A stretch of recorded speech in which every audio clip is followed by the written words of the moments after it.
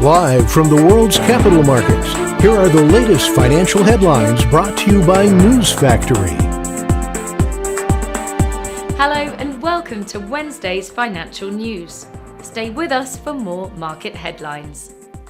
The dollar got a slight bump of 0.1% against the yen in the last session. The MACD is giving a negative signal. The Bitcoin dipped a slight 0.1% against the dollar in the last trading session.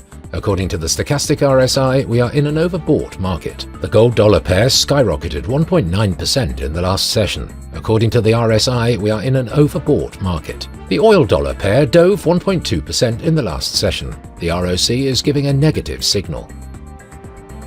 Coming up, the choices from our chief analyst for today. Oil prices settled more than 1% lower, the third straight day of losses, on worries of a slowing Chinese economy crimping demand.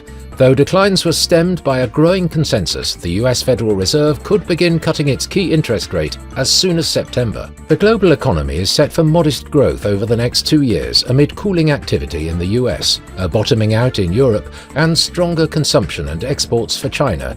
But risks to the path abound, the International Monetary Fund said. In 3 hours on July the 16th, Mt. Gox moved over 140,000 Bitcoin, worth almost $9 billion, to a known cold wallet and 2 unknown addresses.